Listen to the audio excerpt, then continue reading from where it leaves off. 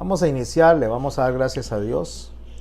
Estamos en la parte 5 de los estudios que venimos haciendo del libro de Apocalipsis. Estamos estudiando ya el verso 10. Voy a repasar el verso 9, que fue en lo que quedamos la semana pasada. Y de ahí nos vamos a introducir al resto de la lectura. Vamos a orar, le vamos a dar gracias a Dios por este día. Y le vamos a pedir que nos bendiga con sabiduría. Padre, en el nombre de Jesús, te damos gracias por la oportunidad que tenemos de reunirnos, Señor, a través de la tecnología para estudiar tu palabra, Señor. Te doy gracias, Señor, por la oportunidad, no solamente de estudiarla, Señor, sino por el entendimiento que nos permite, Señor, en cada corazón y en cada mente, para poder ser edificados, Señor, a través del Espíritu Santo. Te rogamos, Señor, que lo que aprendamos lo podamos trasladar de manera clara a otras personas, Señor, y poder sembrar esa semilla, así como lo estás haciendo hoy con nosotros. En el nombre de Jesús te doy gracias y bendigo esta noche. Amén. Apocalipsis capítulo 1, verso 9. Yo, Juan, vuestro hermano y copartícipe, recordemos que cuando él dice vuestro hermano y copartícipe, vuestro en la tribulación, esto es un sello de garantía. Juan logró experimentar justamente lo que las iglesias de todos los tiempos iban a experimentar. Él estuvo de manera presencial en medio de la revelación y logró ver todo lo que pasó a través de los tiempos. Cuando el texto nos dice a nosotros en el libro de Juan que Pedro iba caminando con Jesús y Juan venía atrás, Pedro le hace una pregunta a Jesús y le dice, ¿y este qué? O sea, como para qué nos sigue, ¿verdad? Y Jesús le dice que, ¿a ti qué? O sea, que a él, ¿qué le importa? Si él ha decidido que Juan se quede hasta su venida. Entonces la mayoría de la gente probablemente en ese entonces y durante mucho tiempo entendieron que es que él iba a venir antes de que Juan muriera. Lo que no se ubicaron bien es que Juan iba a estar presente en el final de los tiempos a través de la visión que Dios le dio del Apocalipsis, la visión de la revelación de todo lo que es el libro del Apocalipsis. Entonces Juan realmente estuvo presente. Por eso Juan dice, yo, Juan, vuestro hermano y copartícipe, ahí está el sello de garantía, en la tribulación, que son las peores circunstancias que se puedan dar en el reino y en la paciencia de Jesucristo.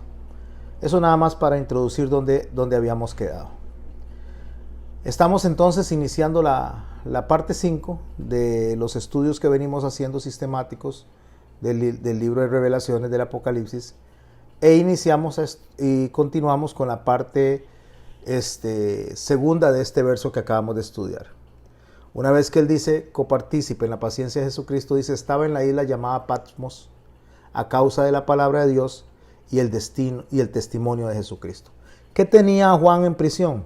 Tenía Juan en prisión que él estaba predicando el evangelio, que él estaba predicando lo que el Señor Jesucristo había determinado para que quedara como testimonio de él y para que nosotros, los seres humanos, los que él va sumando a salvación, podamos, aparte de ser salvos, aparte de ser sellados por el Espíritu Santo, tener una garantía de que la salvación está segura y así darnos a nosotros paz, confianza y esperanza.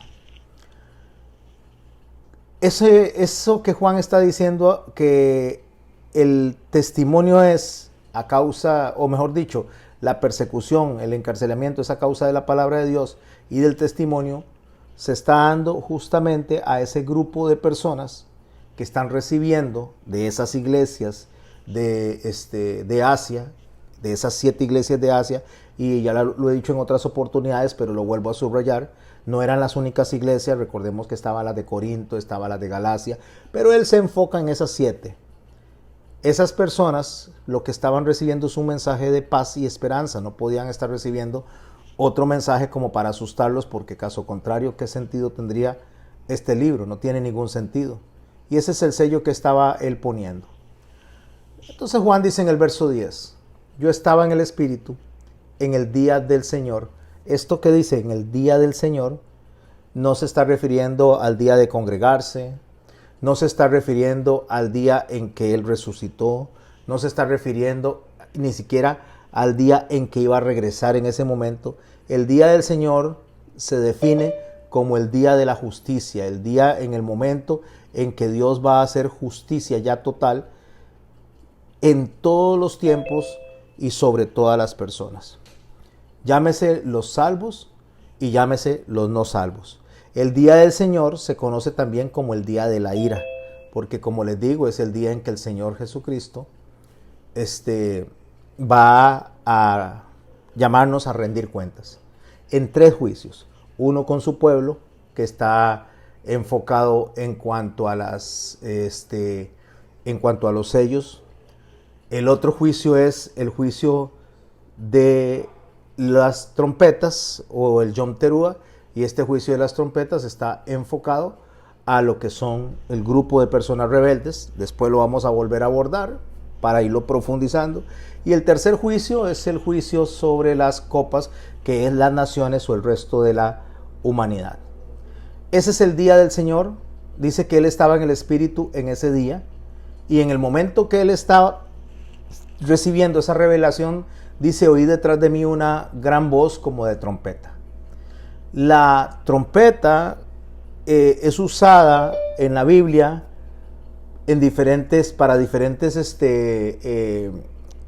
para diferentes cosas que sucedían. Una era cuando el campamento se tenía que levantar, cuando la columna de fuego se levantaba y entonces empezaba a avanzar, y todo el pueblo, para que avanzara con la columna de fuego, que es Dios moviendo el campamento, era el que determinaba cuándo se movía y cuándo se detenía, sonaban esas trompetas de plata. Y entonces, en el momento de sonar esas trompetas, todo el campamento tenía que levantarse. 3 millones de personas, súper organizado, y empezaba a moverse el campamento de la forma en que, o en la dirección a la que Dios se dirigía. Sonaban las trompetas, cuando había que detenerse, se detenía y se empezaba de nuevo a armar el campamento. También se hacían sonidos de trompeta o de chofar para llamar a una guerra. También se hacían sonidos de trompeta para hacer convocatorias de los sacerdotes o convocatorias del pueblo para hablar con todo el pueblo. Pero en este caso, cuando él está hablando que oyó detrás de él una voz como de trompeta, está hablando de juicio. Ya no está hablando de una convocación, sino de un juicio que se está haciendo en ese momento, y lo vamos a explicar durante todo el desarrollo del estudio que tenemos de este libro de las Revelaciones. Entonces, esta voz de trompeta, este sonido de juicio, lo primero que hace es presentarse. ¿A quién está presentando? Está presentando al mensajero, al mensaje y al mensajero. ¿Quién es el mensajero? Lo empieza a decir de esta manera: yo soy. Ya sabemos que Dios se presenta como el yo soy, Seret ad Seret, que significa seré el que seré. Eso es una forma de decir que Él es eterno, era, es y será. Cuando Él dice el yo soy, no es solamente en tiempo presente, sino en un presente continuo. Yo era, yo soy y yo seré. Eso es lo que nos define a nosotros la eternidad de Dios, este atributo de Dios, que Él es eterno. Cuando Él se presenta y dice yo soy, pero es interesante el apellido que le da el yo soy. Dice: yo soy el alfa y omega, el primero y el último. Aquí se separa del concepto de eternidad y se introduce a otro concepto que se conoce como lo absoluto. Y déjenme explicarles por qué, mis amados hermanos y mis amadas hermanas. Porque cuando Él dice yo soy, ahí está el concepto eterno, ahí está todo lo que corresponde a Él en ese presente continuo que lo identifica como Dios. Pero cuando Él dice el alfa y omega, entonces dentro de ese concepto eterno introduce un concepto temporal. Alfa es la primera letra del abecedario griego y omega es la última letra del abecedario griego. Entonces, cuando Él dice yo soy el alfa y omega, está hablando del inicio del alfabeto griego y el final del alfabeto griego. No olvidemos que está escribiéndose esto en griego y que lo están recibiendo gentiles de las 7 iglesias de Apocalipsis. Entonces, cuando él dice yo soy el alfa y la omega, el primero y el último, él lo que está diciendo es que yo soy el que comienza, el eterno comienza una obra y el eterno termina una obra. Aquí, alfa y omega, primero y último, no significa eternidad. Significa algo que comienza y algo que termina. Eso es lo que significa.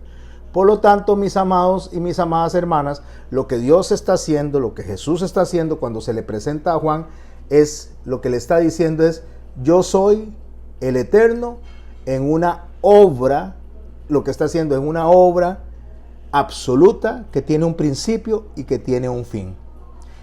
¿Cómo lo va a describir él eso que acaba de decir? Lo va a describir cuando a partir del capítulo 2 empiece a desarrollar las 7 iglesias del Apocalipsis, su carácter, el carácter de las iglesias en el lapso del tiempo. Entonces, no olvidemos que esto es muy importante, por eso lo puse en amarillo, porque lo que está definiendo, mis amados y mis amadas hermanas, es la eternidad de Dios en un trabajo dentro del tiempo que Él mismo creó.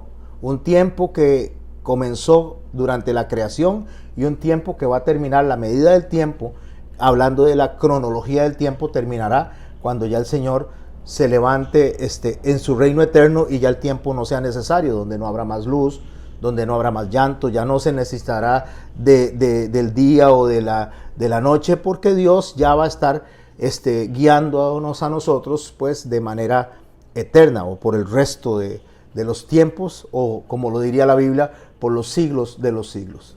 Así que se introduce el primer concepto en el verso 10 de poder, de absoluto, de control, donde nada está fuera de Cristo y todo está dentro de Cristo. Eso es lo que se introduce en este verso 10. Es un concepto sumamente importante. Entonces ya él viene y le dice, escribe en un libro lo que ves. Escribe en un libro lo que ves. Bueno, son pergaminos básicamente en lo que él va a escribir. El libro, el concepto del libro, nosotros lo tenemos como muy moderno, pero realmente es un rollo a lo que él se refería. Y eso es lo que dice, escribe en el rollo lo que ves.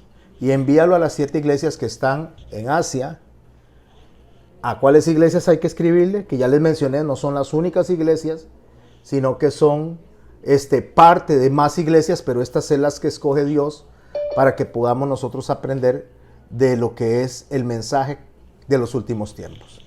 Últimos tiempos que comienzan con la predicación de Jesús, cuando Él inicia, cuando Él se para al frente de la gente y le dicen el reino de Dios se ha acercado, el reino de Dios está aquí. Esos son los últimos tiempos.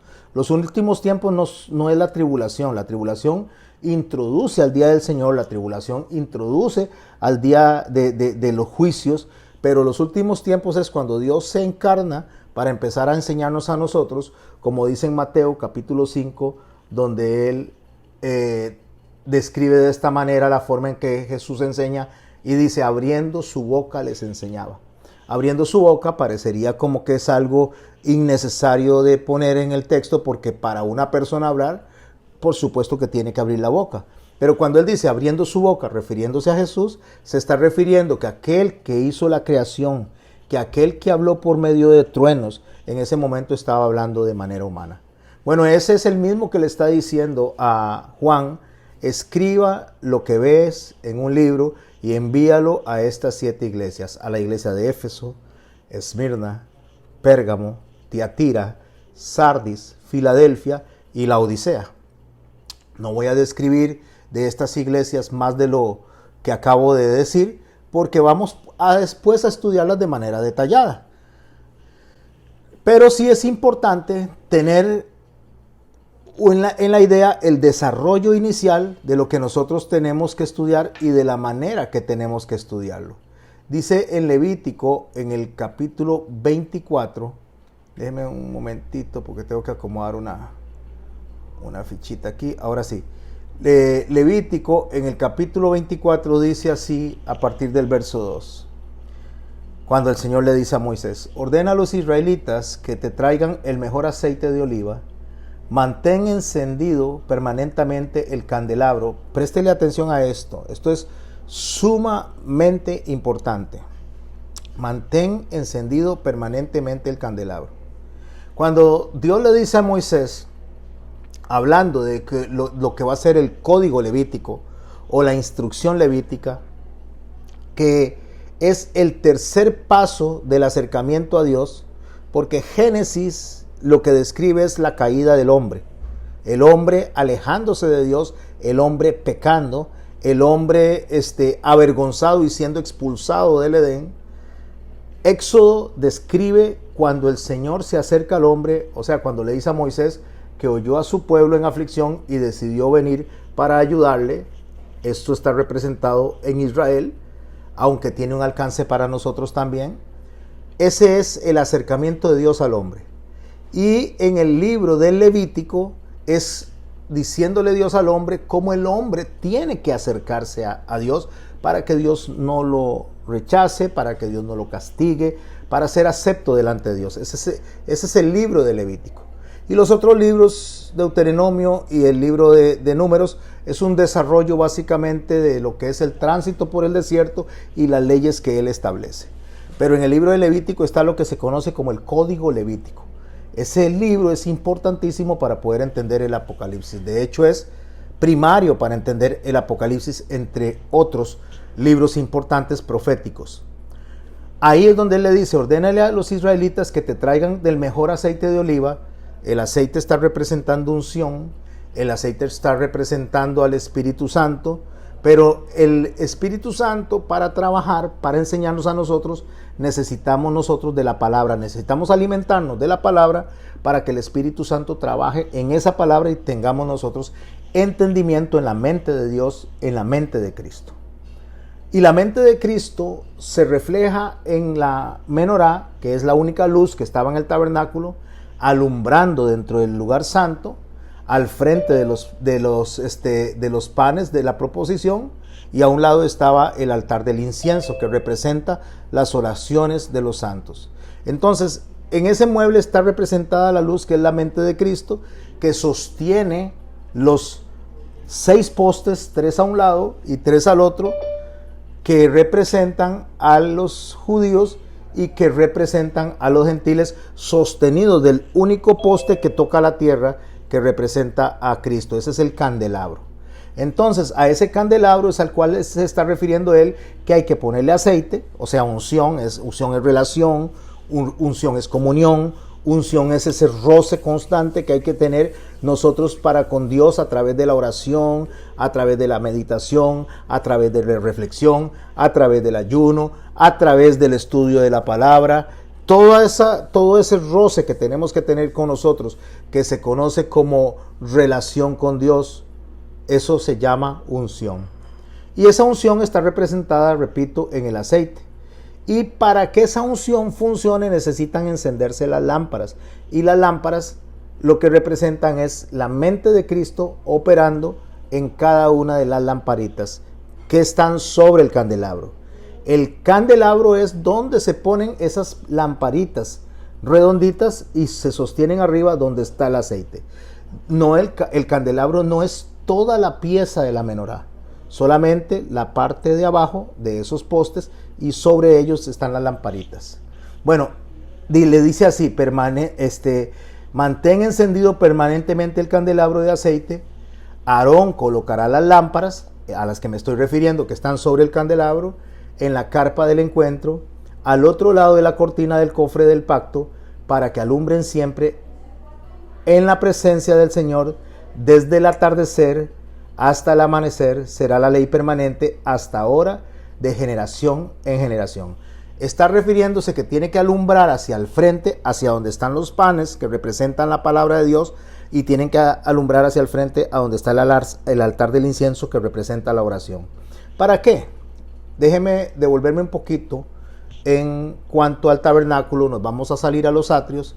Cuando uno entra al tabernáculo, se encuentra con el altar del holocausto, que representa el sacrificio de Cristo. Eso es lo que recibe el creyente, porque una vez que pasa la primera puerta, que se conoce como el camino, la persona ya ha sido justificada, ya ha sido llamada a salvación. Entonces es ese momento en el cual usted dice: ¿qué fue lo que me pasó? Que le dice Jesús a Nicodemo, dice: esto es como el viento que no sabes ni dónde viene ni para dónde va. O sea, está diciendo que la salvación nos llega a nosotros por voluntad de Dios, y entonces el hombre responde cuando se da cuenta que es salvado al ver el sacrificio. Es el altar del holocausto donde pasa esa primera puerta y lo ve. Ese es el sacrificio. Yo recibo el sacrificio. Yo no estoy recibiendo la salvación. La salvación ya se me dio. Yo estoy recibiendo el sacrificio que me dio la salvación. Lo que estoy diciendo: yo voy a hacer lo que tú quieres. Yo voy a hacer tu voluntad. Yo voy a seguir tus pasos. Es lo que en el verso 12 del capítulo 1 de Juan dice: mas a todos los que le recibieron, a los que creen en su nombre, les dio potestad de ser hechos hijos de Dios. Eso es lo que está recibiendo. Usted está diciendo: yo recibo, Señor, el sacrificio, yo recibo esa salvación que me estás dando, me estás sellando, pero el recibimiento, más que salvarse en ese momento, es aceptar esa salvación y vivir consecuentemente a esa salvación. Bueno, entonces se pasa ese primer mueble, que es el altar del holocausto, y se encuentra con el lavacro. En el lavacro se lavan las manos y se lavan los pies. El lavacro es una especie como de recipiente grande, donde abajo, como le digo, se lavan los pies, que significa cómo yo camino, cómo yo acciono, y las manos, que representan mis decisiones del día a día, lo que yo voy determinado para mi vida. O sea, dirección y pensamiento es lo que está lavándose en ese momento. Pero el lavacro está compuesto dentro de lo que es la vasija. Hay un montón de espejitos que le dieron a las mujeres cuando salieron de Egipto. Entonces el sacerdote, cuando se acercaba a lavarse las manos, veía su imagen en los espejitos y se daba cuenta de que se estaba confrontando antes de entrar al lugar santo. Porque si entraba al lugar santo sin limpiar su levadura, sus pecados ahí delante de Dios, sin arrepentimiento, entonces podía morir en el lugar santo.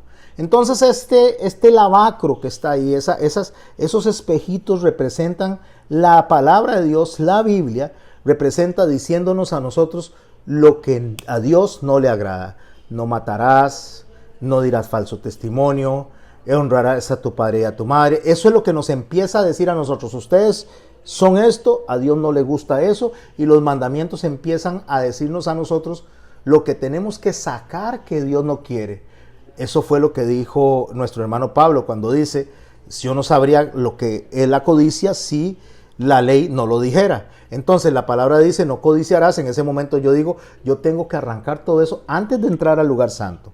Yo no puedo entrar con eso al lugar santo. Yo tengo que arrepentirme de mis pecados, tengo que arrepentirme de mis acciones y mi caminar en este mundo, representado en los atrios, antes de empezar a servir al Señor. Ya soy salvo, pero necesito limpiarme. Ahí me representa la palabra de Dios, lo que se conoce como los dos filos. El filo es sacando lo peor de mí para después poner lo de Jesucristo en mí. Cuando ya yo paso el lavacro y paso la segunda puerta, que es el camino fue la primera, la verdad fue la segunda. La verdad significa que entro al salón donde está el candelabro, al salón donde alumbra como única luz, al frente de la mesa de la proposición, de los panes de la proposición, y a la izquierda está el altar del incienso, que son las oraciones de los santos. Esa mesa que está ahí con el pan representa también la palabra de Dios. Pero ya no representa la palabra de Dios diciéndome a mí lo que yo soy, lo desagradable que soy y lo que tengo que cambiar, sino la palabra de Dios diciéndome lo que Dios quiere que yo haga, cómo quiere que accione, cómo quiere que me acerque a Él. Porque una vez que yo como de ese pan y me alimento de la voluntad de Dios, puedo presentarme delante del altar del incienso, que son las oraciones, para poder acercarme a orar a Dios. Yo, para acercarme a orarle a Dios, primero tengo que pasar por esa limpieza. Eso se llama arrepentimiento. Entonces él dice que para eso yo entenderlo, yo necesito tener la luz encendida permanentemente. ¿Por qué tengo que tenerla encendida permanentemente? Porque representa la mente de Cristo, del Espíritu Santo, alumbrándome a mí a través de la oración, a través de la reflexión, a través de la lectura de la Biblia, a través del ayuno, a través de la meditación. Entonces vuelvo a leer, dice: traigan del mejor aceite de oliva, mantén encendido y permanentemente el candelabro con este aceite. Aarón colocará las lámparas que representan al cristianismo y a los gentiles unidos por el cuerpo de Cristo, que se conoce como iglesia o se conoce como cuerpo de Cristo. Y Aarón colocará esas lámparas en la carpa del encuentro, al otro lado de la cortina del cofre del pacto, porque el cofre del pacto significa ya el lugar santísimo. No podemos accesar al lugar santísimo si no hemos pasado por esas etapas para acercarnos al Señor. No podemos acercarnos así a la ligera. Por eso en Hebreos, en el capítulo 5, dice, para acercarse a Dios hay que creer que le hay. Hay que saber acercarse a Dios. Eso es lo que el Código Levítico nos enseña, y eso es lo que el Apocalipsis le va a enseñar a estas 7 iglesias: cómo acercarnos a Dios, cómo estar delante de Dios en tiempos de tribulación, en tiempos de angustia, para que seamos aceptos, y cómo Dios quiere recibirnos a nosotros, qué tenemos que dejar de lado y qué podemos seguir haciendo, que es la descripción que nos va a dar cada una de las iglesias. Entonces, cuando dice que debe estar alumbrando la presencia del Señor desde el atardecer hasta el amanecer, está hablando de un plazo de tiempo. Cuando Él dice, yo soy el alfa y omega, el principio y el fin, ese es el plazo del tiempo en que está alumbrando. Está hablando del periodo de la iglesia. Durante el periodo de la iglesia le toca enseñarle a las demás personas el carácter de Cristo y lo que Cristo quiere. Será una ley permanente es para siempre, desde ahora, de generación en generación. Y escuche lo que dice el verso 4, que lo puse en azul. Aarón colocará regularmente las lámparas delante del Señor en el candelabro de oro puro. Aarón representa a Jesucristo, Aarón representa al sumo sacerdocio, y le toca a Jesús llevarnos delante del Padre para ser aceptos delante de Él en su regazo y por su sacrificio. El Señor lo dice de esta manera: nadie puede venir al Padre si el Padre no le atrae.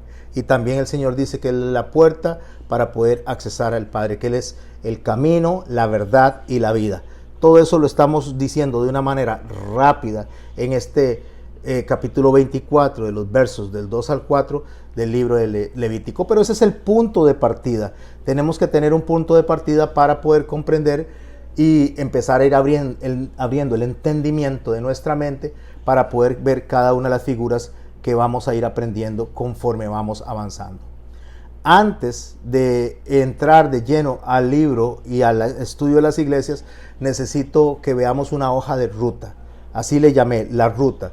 ¿Y por qué la ruta? Porque justamente esto que les acabo de mencionar del candelabro, las lucecitas de arriba representan la iluminación del Espíritu Santo, la mente de Cristo alumbrando a su iglesia. 3 hacia un lado, bueno, aquí están 4 porque es una de la Hanukkah, pero en realidad la menorá que yo me refiero es de 3 luces hacia un lado y 3 luces hacia el otro, que representan a los gentiles y que representan a los judíos. Y en el centro, en el poste del centro, eso representa a Jesús, que es el único que llega hasta la tierra.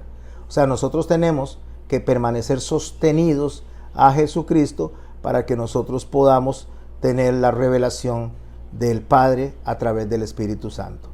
Ok, esto, si ustedes ven hacia la izquierda, aquí está el judaísmo en la parte de arriba y a la derecha está la iglesia apostólica.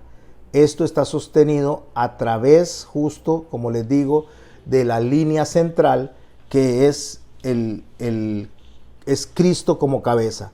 Eso es lo que está representando la menorá. Repito, puse la imagen equivocada. Son 3 luces hacia un lado y 3 luces hacia el otro. Entonces el judaísmo está a la izquierda y el remanente de la iglesia apostólica está hacia la derecha. Deseo que prestemos atención, que no estoy diciendo cristianismo. Estoy diciendo la iglesia apostólica y el remanente de la iglesia apostólica. Y ahora lo voy a explicar. Y estoy diciendo judaísmo. Ya en los últimos tiempos, cuando ya se cierra justamente el libro del Apocalipsis, lo que tenemos al final del tiempo es un sionismo, que es básicamente un movimiento político en busca de un Estado que se dio en 1948, en busca de un país para que los israelitas, para que los israelitas, los hebreos de todo el mundo pudieran regresar para tener un país donde habitar. Eso lo veremos más adelante, pero el sionismo es la organización que establece o la organización que busca que el Estado de Israel permanezca donde está hasta la fecha y defiende al Estado de Israel como el derecho para los hebreos o para los judíos de poder practicar su religión. Pero es un movimiento político. De hecho, la estrella de David es algo que fue inventado ya después del siglo V por el sionismo para poder integrar, llamar a la gente, pero esa estrella de David no existe en el Antiguo Testamento, no existe en la Torá, sino que lo que está en la Torá como representación del judaísmo es la menorá. Esa es la figura que representa al judaísmo.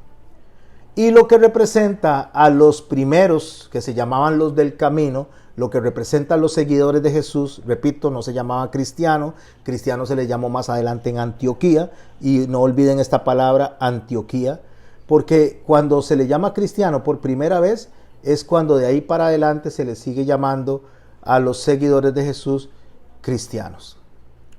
Pero no es el nombre original, el nombre original son los del camino.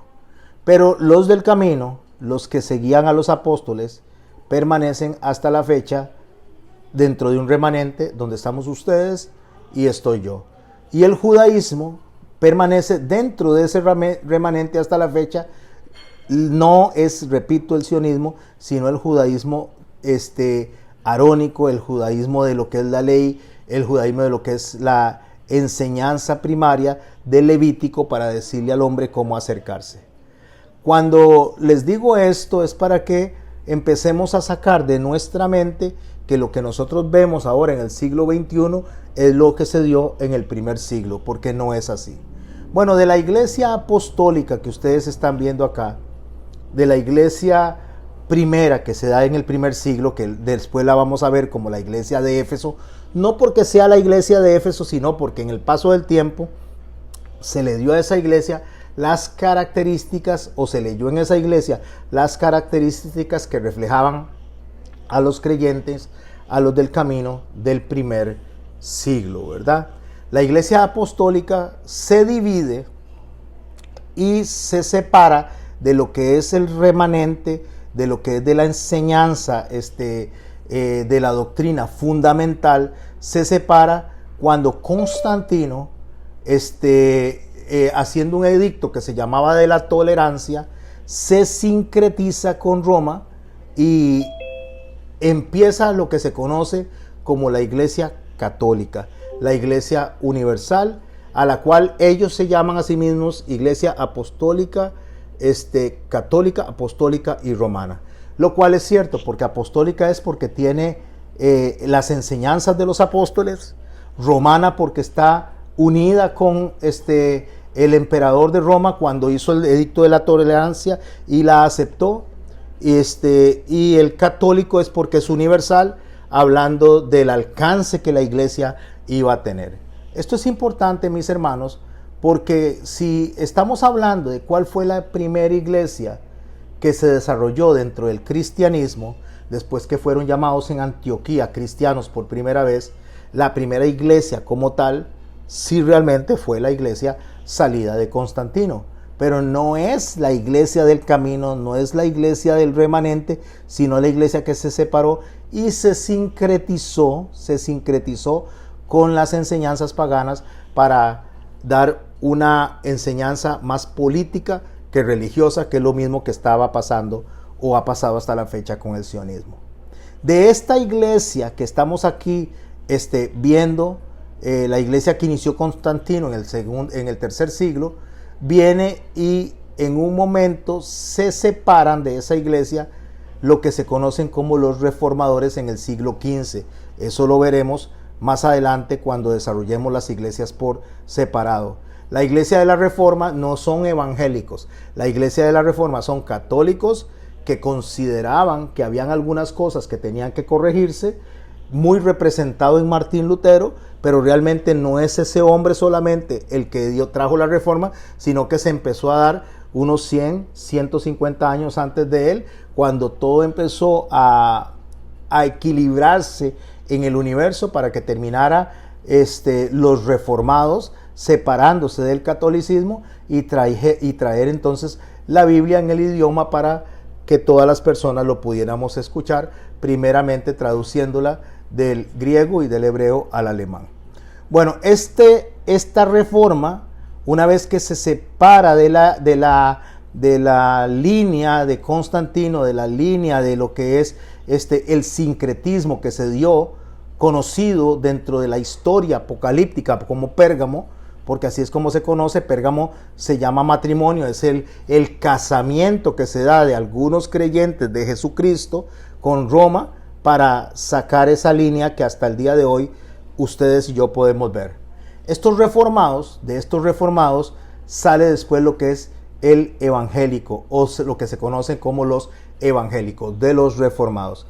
Estos son dos hijos, los reformados y los evangélicos son dos hijos de la iglesia primaria, a la cual después se le llamará la ramera, y por favor no lo tomen a insulto, lo vamos a estudiar a profundidad para que veamos cómo todos los grupos vienen saliendo de la división, de la separación que se hizo de la iglesia del tercer siglo, hoy catolicismo, separado de la iglesia apostólica primaria, pero manteniendo algunas cosas que el Señor reconoce dentro de su mensaje apocalíptico cuando dice: has guardado mi nombre.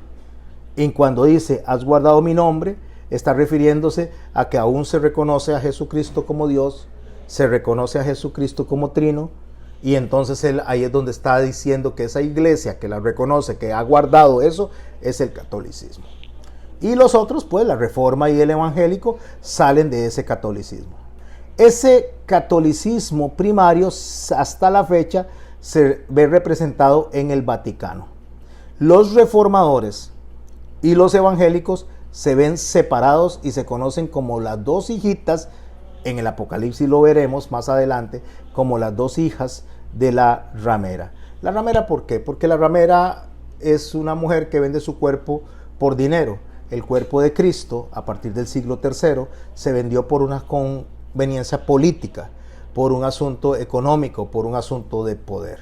Pero eso lo vamos a estudiar cuando nos vayamos profundizando en cada una de las iglesias y en cada una de las profecías que se desarrollan en todo el libro.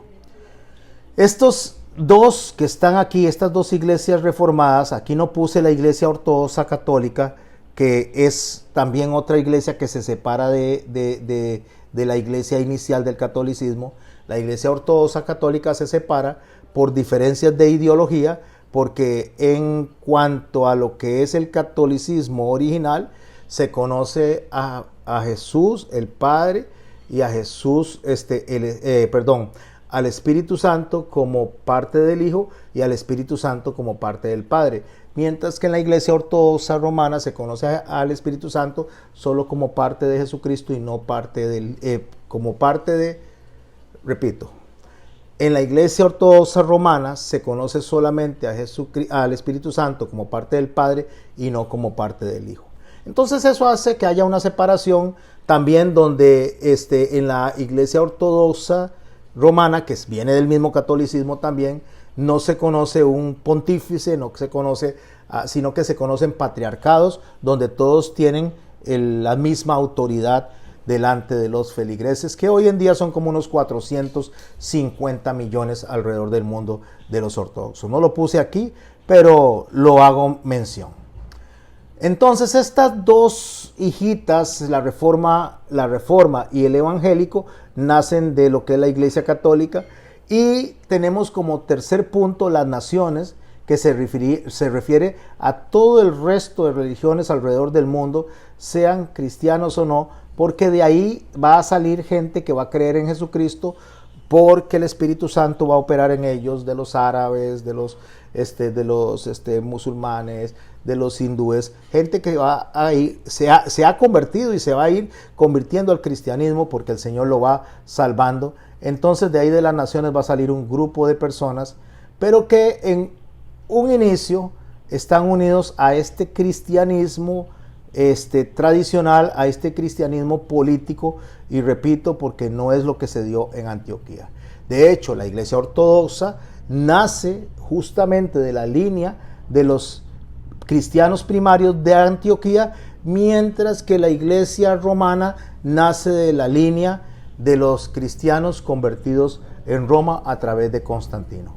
Sé que es mucha información, guárdenla, no traten de memorizarla, después lo estudian, pueden ir a investigar en los libros de historia, porque aquí lo importante que yo deseo es poner las bases para que podamos ir entendiendo cuál es la posición histórica de cada iglesia y qué refleja cada iglesia.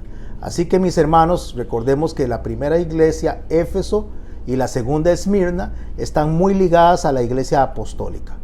No voy a explicar más de ellos hasta que lo hagamos de manera separada para poder tener una idea más clara y, aparte de una idea más clara, una idea firme en el paso de los tiempos.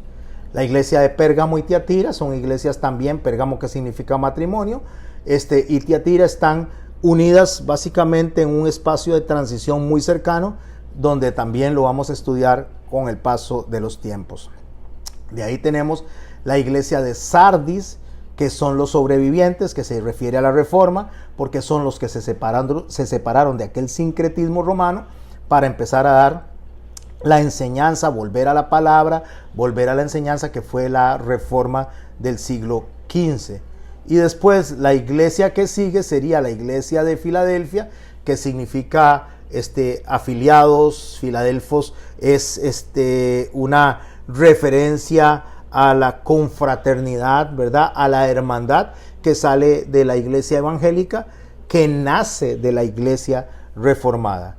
Pero lo que se va a dar al final, cuando las naciones, los evangélicos, los reformadores y todo este cristianismo político, todo este cristianismo que no está en línea de la iglesia remanente, en línea de los que realmente se están manteniendo, que no son ni sionistas, ni son cristianos del mundo. Es que quiero decirlo así porque no quiero que suene mucho hacia el catolicismo o hacia el evangélico, sino cristianos separados del pensamiento original de Jesús, que debió de haberse guardado en estas lamparitas para que el hombre adore a Dios de la manera que Dios quiere ser adorado, que es lo que estamos estudiando nosotros. Bueno, de las naciones y de estos grupos, de todos estos grupos que acabo de mencionar, sale la iglesia de la Odisea, donde estamos incluidos nosotros. Es esa iglesia rebelde, es esa iglesia apóstata, donde estamos incluidos nosotros, me refiero en cuanto a tiempo, donde el remanente está incluido en cuanto a tiempo. Como dice el libro de Mateo en el capítulo 13, cuando habla del remanente, justamente cuando él nos habla del remanente, dice así, Éxodo capítulo 3, una conexión al capítulo 13 del libro de Mateo, donde refleja el reino de los cielos como es, a lo que es la iglesia como tal, a lo que es ese candelabro que está representando a la iglesia. Por la primera vez que aparece esa figura del capítulo 13 de Mateo, que lo pueden leer ustedes todos, donde se van a ver los dos grupos de personas, se van a estar mencionando constantemente estos grupos, donde unos están dentro y otros están fuera, unos dentro de la canasta y otros fuera, unos obedientes y otros desobedientes, que salen de todas estas personas que acabo de mencionar y que en clases anteriores mencioné, que vienen de Abraham. Toda esta gente que viene de Abraham, que era monoteísta, todos los que respetan y honran lo que es la línea de Abraham, se les conoce o se les va a conocer más adelante como las familias de la tierra. Cuando el Señor dice, en ti serán benditas todas las familias de la tierra. Pero de estas familias de la tierra, de todo este grupo de personas, van a surgir personas que van a formar o estamos formando lo que es la iglesia de Jesucristo. En Éxodo capítulo 3 podemos observar esto, menorá, este candelabro que acabamos de ver en estos versos. Verso 2, Éxodo capítulo 3, se le apareció el ángel de Jehová en una llama de fuego. El ángel de Jehová representa a Jesucristo y la llama de fuego o el fuego ardiente representa al Espíritu Santo. Entonces ya vayan viendo la menorá, donde está en el centro la llama de fuego, que es Jesucristo, que sostiene a los lados justamente a lo que va a ser su iglesia, en medio de una zarza, dice, y él miró y vio que la zarza ardía en fuego y la zarza no se consumía. Esta es la iglesia que está viendo Moisés, que tal vez no sé si la estaba entendiendo, pero es lo que sí está reflejando, lo que está revelando nuestro hermano Juan en el Apocalipsis. Para poderlo entender un poco más claro, deseo leer el capítulo 16 del libro de Mateo. En el verso 13 dice: viniendo Jesús a la región de Cesarea de Filipo, preguntó a sus discípulos diciendo: ¿quién dicen los hombres que es el Hijo del Hombre? Ellos dijeron: unos Juan el Bautista, otros Elías, otros Jeremías o alguno de los profetas. O sea, el Señor viene y le pregunta a sus discípulos: ¿quién soy yo? Lo que dice la gente de afuera, ¿qué dicen ellos de quién soy yo? Y ellos le empiezan a describir lo que la gente de afuera piensa. Entonces viene él y le dice: ¿y ustedes? ¿Y vosotros? ¿Quién dicen que soy yo? Entonces Pedro le responde y le dice: tú eres el Cristo. Esta es la obra completa de salvación, es la obra terminada, lo que Juan está viendo ya al final como concluido. Jesús es la obra humana, la obra de Dios hecho hombre, donde viene y se sacrifica, nos llama, nos enseña cómo pensar, nos enseña cómo actuar. Pero Cristo es ya la obra de la iglesia completa en él, la obra terminada. Eso es justamente Cristo. Aunque Cristo significa el ungido, para efectos de nosotros teológicos significa todo lo que Cristo hizo completo y terminado. Por eso dice: tú eres el Cristo, el Hijo del Dios viviente. Ahí es la obra de Cristo, de Dios que se hizo hombre, que vive, muere y resucita para resucitar una iglesia. Entonces Jesús le respondió: bienaventurado eres Simón, hijo de Jonás, porque no te lo reveló carne ni sangre. Es imposible entender eso a menos que sea el Espíritu Santo el que lo revele. Y dice una frase que se ha cambiado, se ha transgiversado, aunque tampoco significa que tiene del todo mentira como lo presentan algunas personas. Dice: y sobre esta roca edificaré mi iglesia. Cuando dice sobre esta roca edificaré mi iglesia, el catolicismo que acabamos de mencionar dice que sobre Pedro se edificó la iglesia. Eso no es lo que dice, aunque sí está hablando de la edificación de la iglesia. Cuando dice sobre esta roca edificaré mi iglesia, está diciendo sobre esta declaración que Pedro hizo de que yo soy el Cristo, o sea, sobre el mismo Cristo, sobre el mismo Jesús, como obra terminada, como obra concluida. Dice: sobre esto edificaré mi iglesia. O sea, la fe va a crecer a partir de ahí y las puertas del Hades no prevalecerán contra ella. Eso fue lo que Moisés vio, que la zarza no se quemaba. No se quemaba porque una vez que Cristo toma su iglesia, enseña a su iglesia, entonces la iglesia no va a perecer, indiferentemente de los errores que cometa, de las divisiones que haga. De todo este grupo de personas, Jesús va levantando una iglesia y poco a poco le va dando sabiduría y le va dando entendimiento. Así que el hecho de que los católicos no acepten a los evangélicos no significa que ni los católicos están en toda la verdad, ni significa que los católicos están en toda la mentira. No significa que los evangélicos están en toda la verdad, ni significa que los evangélicos están en toda la mentira. No significa que los judíos sionistas, subrayos sionistas, están en toda la verdad, ni significa que están en toda la mentira. Entonces, ¿qué necesitamos nosotros para saber qué es la verdad? Ir a la Biblia a través de los estudios, de las enseñanzas, que el remanente ha permanecido sin separarse dentro del sincretismo del tercer siglo, sin separarse del judaísmo que se separó del cristianismo y sin separarse de la verdad bíblica que Dios ha establecido hasta el día de hoy. Y sobre esa verdad es que dice: edificaré mi iglesia y las puertas del Hades no prevalecerán contra ella. Entonces le dice a Pedro: a ti te daré las llaves del reino de los cielos, y todo lo que atares en la tierra será atado en los cielos, y todo lo que desatares en la tierra será desatado en los cielos. A ti no es persona, no es a él como individuo, sino que a esa declaración, a esa enseñanza que posteriormente él iba a decirle a Cornelio como gentil, iban a sumarse los gentiles a ese poste, a esa menorá, donde en Romanos Pablo dice que son los injertados dentro del árbol que se resgarró para que pudiésemos ser adoptados. con lo que es el judaísmo del primer siglo o las enseñanzas levíticas, entonces somos insertados ahí y eso forma la menorá, eso forma el candelabro que nosotros estamos viendo. Y a Pedro, cuando le dice, le doy las llaves, le estoy dando la verdad, le estoy dando la enseñanza, le estoy dando la palabra de que yo soy el Cristo y sobre mí se va a edificar esto. Usted lo conoce, usted lo va a enseñar. Eso es lo que le está diciendo. Pero la iglesia no se formó ahí, la iglesia se formó cuando Jesucristo empezó a predicar con los apóstoles, resucita y después el Espíritu Santo viene en el aposento alto y la iglesia inicia ahí en el día del Pentecostés. Ahí inició la iglesia, no en el siglo III. Y todo lo que desatares en la tierra será desatado en los cielos. Está hablando de la autoridad que Dios le da a la iglesia, la máxima autoridad que hay en la tierra para Cristo, para Dios hacia la humanidad. Cuando estoy hablando de eso, la máxima autoridad no soy yo como pastor, la máxima autoridad no son los sacerdotes, la máxima autoridad de la iglesia no son los profetas, la máxima autoridad de la iglesia no son los maestros, la máxima autoridad es la iglesia en conjunto. De ahí que cuando el Señor llama a hacer una ejecución de justicia, dice primero hable uno con uno.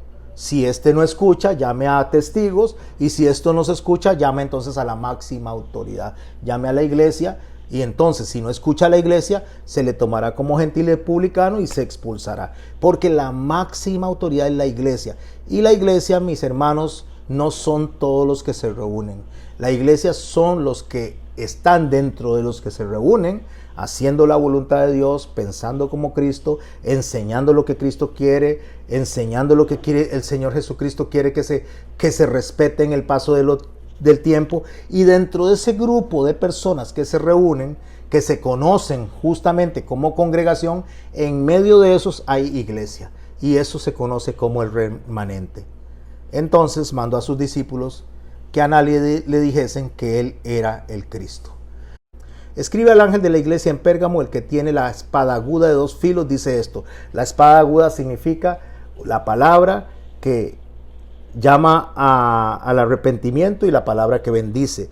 La palabra que hace que nosotros podamos caminar delante de Dios como Él quiere, como está reflejado justamente en los panes de la proposición, o la palabra que nos confronta. Esa es la palabra de 2 filos. Dice esto: yo conozco tus obras, de dónde moras. ¿Dónde está el trono de Satanás? El trono de Satanás es donde se sienta Satanás, porque lo que está refiriéndose es a la enseñanza de Satanás, a la enseñanza sincretizada, y a esta le dice, pero retienes mi nombre y no has negado mi fe, ni aun en los días de Antipas, mi testigo fiel, que fue muerto entre vosotros, donde mora Satanás. Se está refiriendo a la iglesia de Pérgamo ahí. Se está refiriendo a la iglesia del sincretismo, se está refiriendo a la iglesia que se casó con el paganismo. Estoy hablando del cristianismo del tercer siglo, que a partir del año 117, 120, debido a la persecución que Adriano estaba haciendo, que lo vamos a estudiar más adelante, decidió empezar a separarse para salir huyendo, para no ser asesinados en conjunto con los judíos. Y entonces cuando la persecución se iba haciendo cada vez más grande, entre más se mataban personas, entre más se mataban seguidores de Jesucristo, más se multiplicaban, hasta que Constantino decidió hacer el edicto de la tolerancia, y a partir de ese edicto de la tolerancia la iglesia dejó de ser perseguida como estaba siendo perseguida y se volvió parte del Estado romano. Y de hecho el Estado romano es donde se impulsó más el cristianismo que en ninguna otra época. A eso se le conoce como Pérgamo, a ese se le conoce como matrimonio, y a esa iglesia apostólica romana, a esa iglesia católica del primer siglo, hasta la fecha que se ha ido desarrollando, incluso como iglesia ortodoxa, como iglesia romana. Recuerde que la ortodoxa viene de Antioquía y la otra viene de Roma. De esa iglesia, a esa iglesia le dice, retienes mi nombre y no has negado mi fe. ¿Por qué? Porque sigue predicando al Señor Jesucristo. Es esto que estamos viendo, eso fue lo que les enseñé hace un rato. Esta es la figura que les había mandado, donde nosotros vemos justamente el judaísmo que se termina convirtiendo en sionismo, pero el judaísmo del primer siglo, que eran los 12 apóstoles, porque eran todos judíos, y decir que los judíos todos rechazaron a Jesús es ignorar la misma palabra de Dios, porque los judíos del primer siglo eran todos de esa rama que venía del judaísmo levítico. Y pues continúa el remanente hasta la fecha, separándose hacia el siglo III del edicto de tolerancia de Constantino, y hasta la fecha se reconoce como el catolicismo. Bueno, no repito porque ya lo expliqué todo eso. Dejé esa figura ahí, perdón, no la voy a explicar, que es la Iglesia Católica y la Iglesia Ortodoxa en su separación, la Iglesia Ortodoxa Católica. La gente a veces piensa que cuando hoy escucha católico se le viene a la mente una sola persona, porque la mayoría de la gente conoce al papado y conoce el Vaticano, pero el catolicismo es más y tiene más numeración de personas que solamente la Iglesia romana. Tenemos también la Iglesia nacida en Antioquía. Ok, volvemos al capítulo 1, al verso 12. Antes de estudiar, como les digo, las iglesias, en el capítulo 1, verso 12 dice así: y me volví para ver la voz que hablaba conmigo, y vuelto vi 7 candelabros. Estos 7 candelabros no son 7 candelabros como lo estamos imaginando, sino es la imagen que él ve en el tabernáculo con las 7 lámparas encima. Las lamparitas es lo que está viendo. Esas 7 lamparitas que están en el candelabro es lo que él está reconociendo como las iglesias de todos los tiempos. Y en medio de los 7 candeleros, a uno semejante al Hijo del Hombre. Nótese que las lámparas están a los lados, los candelabros están a los lados, y en el centro está uno que es el Hijo del Hombre, porque representa el poste central en medio de toda la iglesia. ¿Cómo está él? Vestido de una ropa que llegaba hasta los pies. Es una mención de lo que está Isaías viendo también cuando reconoce al que está sentado en el trono, cuando reconoce al Todopoderoso, donde está el trono grande y sublime, donde sus ropas, dicen, llenan toda la tierra. O sea, está hablando de la gloria, del poder, de su nombre, de la autoridad que llena toda la tierra. Entonces Juan está viendo algo muy similar, vestido con una ropa llena hasta los pies y ceñido por el pecho con un cinto de oro. Ceñido representa obediencia, y el cinto de oro representa justamente la voluntad de obedecer lo que Dios demanda. Sigamos leyendo ahora esto, pero en figuras. Aquí tenemos de nuevo la menorá. Esta sí puse la correcta. Son 3 postes hacia un lado y 3 postes hacia el otro. Después voy a explicar lo que significan las manzanas que están ahí, las flores de almendro que están aquí. No las puse en esta imagen, pero después lo voy a explicar. Estas lamparitas de aquí son las que está viendo Juan, estas de arriba, sostenidas en estos postes, donde está en el centro Jesucristo. ¿Qué representan estas 3 lamparitas de un lado? Representan, como le digo, al cristianismo, y las otras, a los gentiles convertidos a Jesús o redimidos para Jesús, y las otras del otro lado representan a lo que es los judíos que han creído y creerán en Jesús en el paso del tiempo. Esas son los 2 que representan, y la luz principal representa a Jesucristo, que va a alumbrar cada una de estas lamparitas que representan a la iglesia. Cuando la palabra dice que vino a lo suyo y los suyos no le recibieron, hay gente que lo lee de una manera equivocada. Dice, vino a los suyos y los suyos no le recibieron. No, vino a lo suyo, que se refiere a la creación. Eso es lo que habla en el capítulo 13 de Mateo, cuando se está refiriendo a que Jesucristo salió a sembrar, a que el Padre salió a sembrar, a que Dios salió a sembrar. O lo que dice en Filipenses capítulo 2, de los versos 12 al 18, donde dice que no escatimó ser como Dios, sino que dejó esa posición para venir al mundo, pues por supuesto a enseñarnos, para enseñarnos su palabra y para que nosotros pudiéramos entender qué es lo que quería.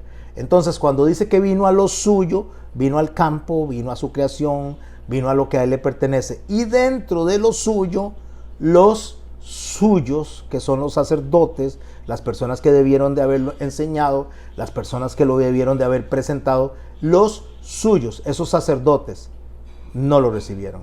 Pero no solo los suyos no lo recibieron en cuanto al sacerdocio judaico, sino que si nosotros vemos la imagen del lado izquierdo, cuando Jacob le da a José una capa multicolor, está representando en esa capa multicolor justamente la misma menorá está representando la misma iglesia que debía hoy día estar enseñando conforme a lo que Dios establece, pero esa gente, todo ese grupo de personas que debieron de estar enseñando desde el código levítico, desde el judaísmo de Jesús, desde las figuras del tabernáculo, se separaron. Entonces los suyos, los sacerdotes, en este caso pastores, sacerdotes, gente que se profesa cristiana, también no recibieron. ¿Qué fue lo que no recibieron?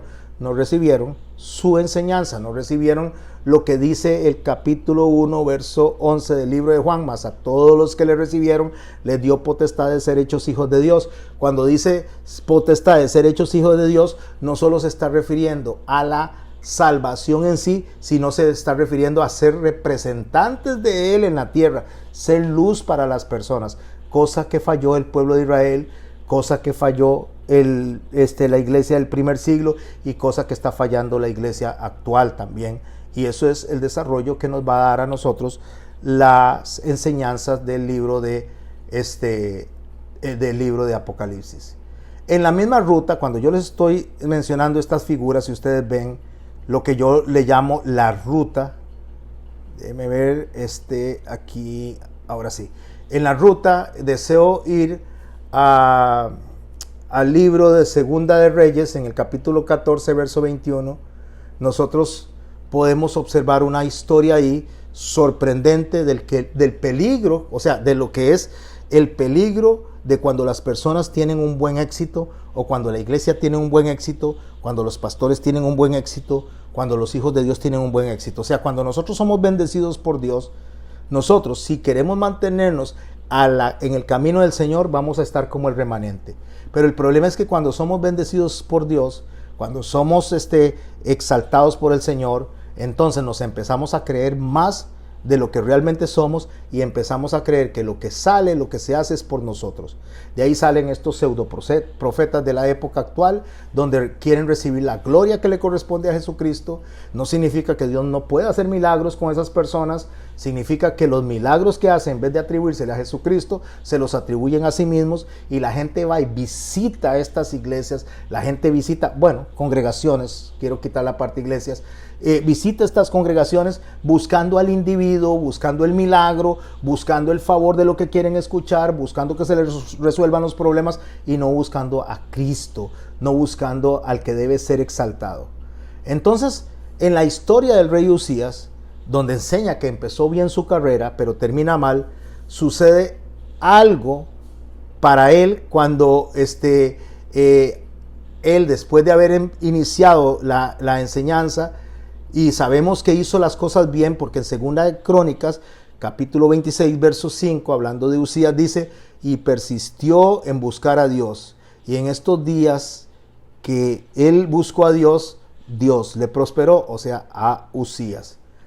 Usías, que en su vida empezó a recibir grandes triunfos, empezó a recibir grandes bendiciones, como pocos reyes de Israel conocieron de parte de Dios, y un hombre que fue a la guerra, constantemente salía victorioso en todas las batallas. Todo lo que Judá hizo prosperaba en las manos de Usías. Pero en un momento determinado hay una ruptura de esta historia que estoy mencionando.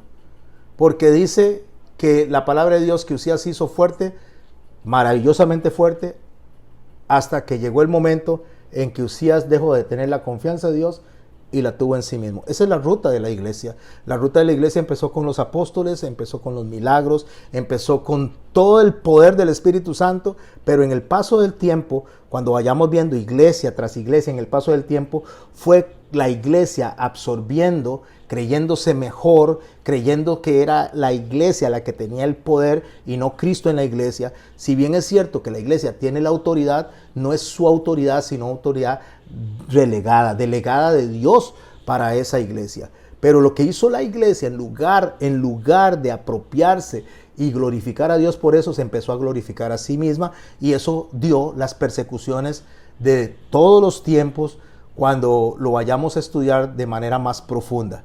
Entonces Usías, o sea, mientras Usías se consideraba pequeño, Dios le daba triunfo tras triunfo. Pero cuando Usías se creyó grande, cuando Usías, igual que la iglesia, el paso de los tiempos, se olvida de las victorias que Dios le ha dado, que no son sus proezas, que no son sus milagros, que no es su poder, que no es por ser un hombre llamado por Dios, sino porque Jesucristo quiere derramar gracia en sus hijos a través de algunas personas a las cuales Él pone a pastorear, los pone a ser sacerdotes, los pone a enseñar. Ese es algo que Dios da como un privilegio, pero no es nuestra gloria, es la gloria de Dios.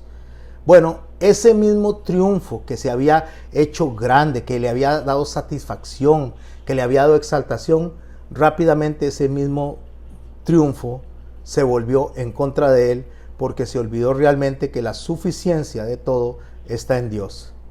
Y que cualquier ministro que funciona suficientemente es justamente porque funciona con el favor de Dios. En el momento que nosotros nos creemos más que eso y nos acostumbramos a ese triunfo, nos acostumbramos a que Dios nos bendice y nos separamos del reconocimiento de Dios, entonces terminamos dejando de lado el propósito para el cual Dios nos llamó, que es quemar incienso, que es interceder, que es orar, que es predicar a Jesucristo. Bueno, Uzías llegó el momento en que deliberadamente quiso hacer el rol que no le tocaba, usurpar el espacio del sacerdote, usurpar el espacio del quien realmente era el intercesor. En ese momento, pues en los tiempos de Uzías, estamos hablando del sumo sacerdote, pero que era el sacerdote Azarías. Pero hoy en día la iglesia apóstata, al igual que Aarón, al igual que María, al igual que Coré, que querían tomar la posición de Moisés, Uzías en ese momento quiso tomar la posición de Azarías. Hoy en día la iglesia misma, la iglesia apóstata, la que vamos a ver en la Odisea, ha querido tomar lo que a Cristo le corresponde, lo que a Jesús le corresponde, y los hombres se han hecho vanagloriosos, amadores de sí mismos, que han buscado el favor económico a través del cuerpo de Cristo y han prostituido la iglesia de Cristo, no ahora, sino a partir del momento en que nacieron los sincretismos del siglo III. Entonces Dios interviene cuando el rey Uzías estaba en esa soberbia, haciendo lo que a él no le tocaba, y Dios le pone lepra en la frente. La frente significa pensamientos y la lepra significa pecado. Ya Uzías estaba pensando de manera equivocada, lo mismo que le puso lepra a María, la hermana de Moisés, porque estaba pensando de manera equivocada, como cuando le trasladó la lepra a Giesi, el siervo de Eliseo, porque estaba pensando de manera equivocada.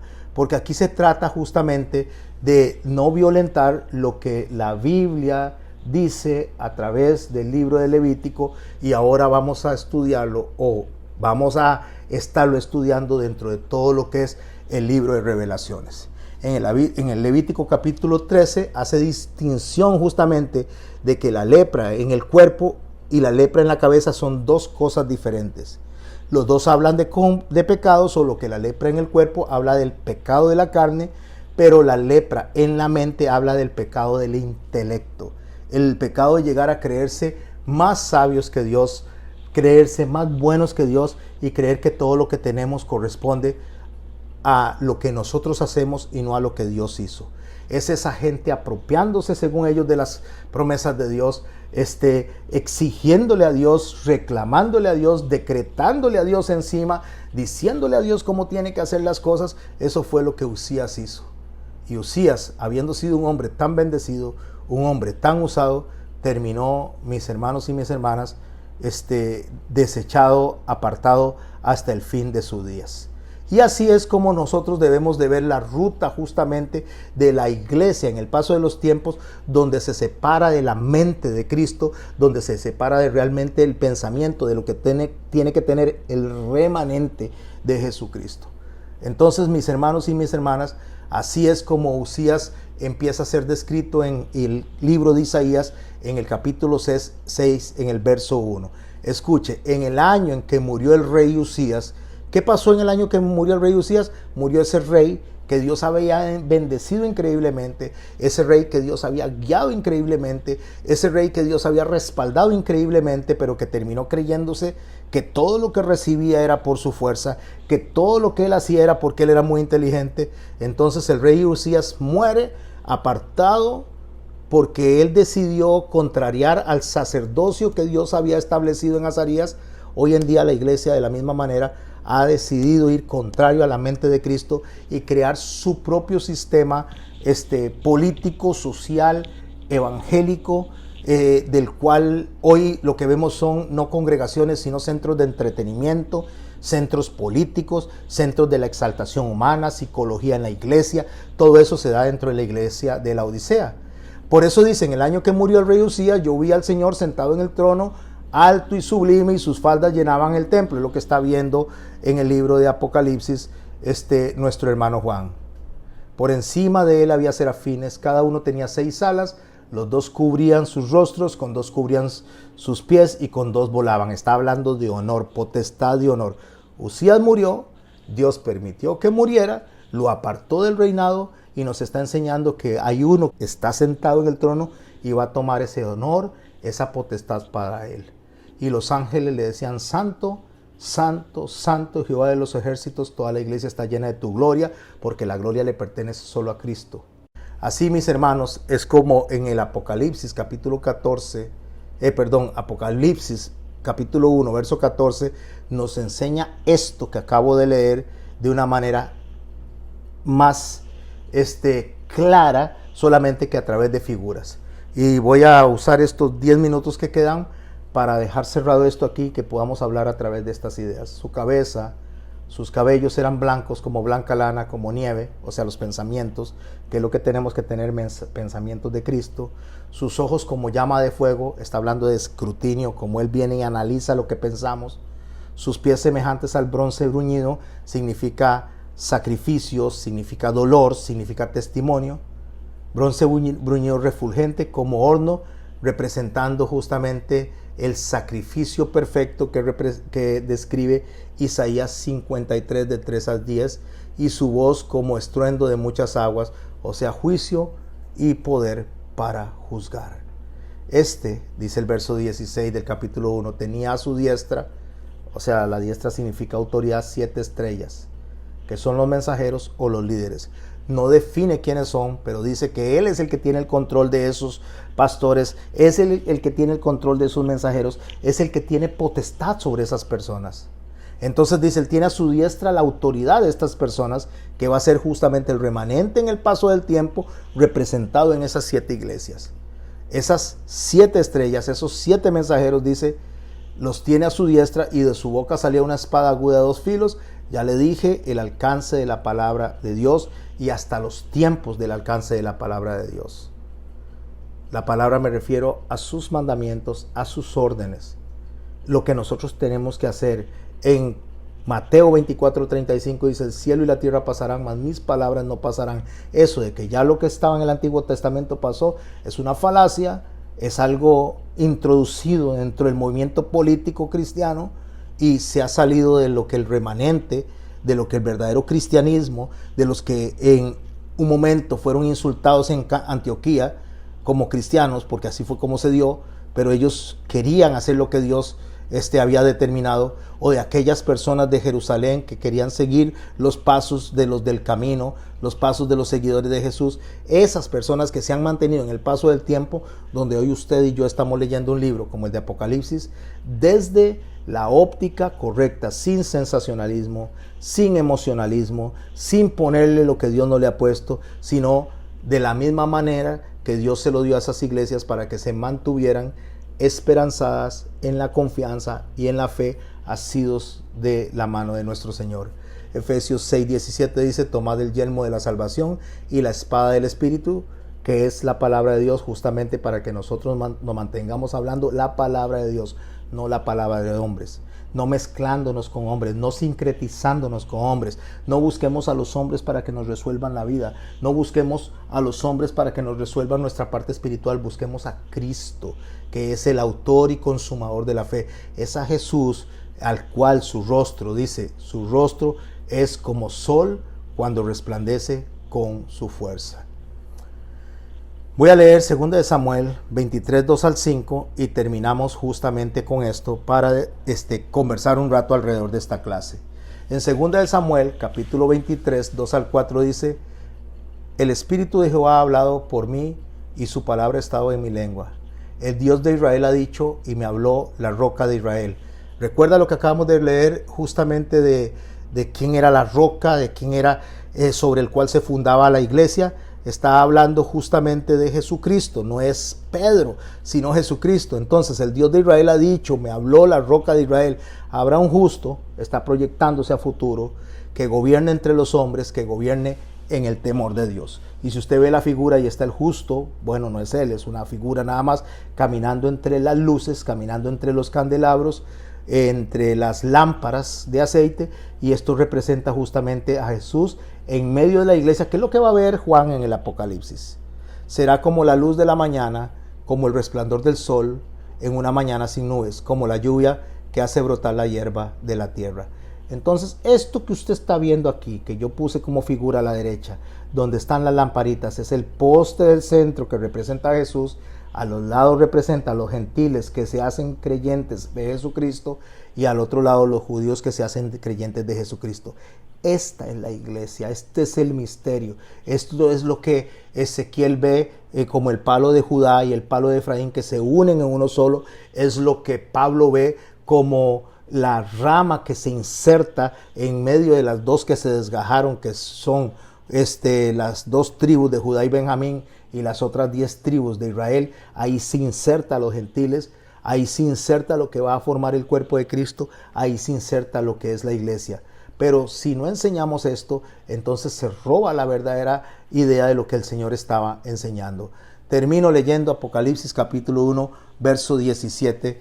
Dice, cuando le vi a este que estaba caminando en medio de las lámparas, caí como muerto a sus pies, y él puso su diestra sobre mí diciendo, no temas, yo soy el primero y el último, el que vivo y estuve muerto, mas he aquí que vivo por los siglos de los siglos. Amén. Tengo la llave de la muerte del Hades. Escribe estas cosas que has visto, las que son y las que han de ser después de estas. Esta es la revelación completa. ¿Qué es lo que tiene que escribir? El misterio de las 7 estrellas que has visto a mi diestra y de los 7 candeleros de oro. Las 7 estrellas son los ángeles de las 7 iglesias, mensajeros, pastores, sacerdotes, maestros, que él tiene en su control en el paso del tiempo de las iglesias. Cuando hablo de control, estoy hablando de gente que está predicando su palabra como él la definió, y los 7 candeleros que has visto son las 7 iglesias. Así termina justamente el capítulo 1 de Apocalipsis, y nos evocamos para leer el capítulo 2 e iniciar la otra semana con la iglesia de Éfeso. Pero no olvidemos, mis hermanos, no olvidemos que cada iglesia representa justamente un espacio del cuerpo de Cristo en la historia, en el tiempo, desde que el Señor fue ascendido, el Espíritu Santo vino al Pentecostés, hasta el momento en que Él regrese. Eso es lo que está representando las iglesias de Apocalipsis. Y lo dejo ahí, esta imagen. Voy a dejar de compartir.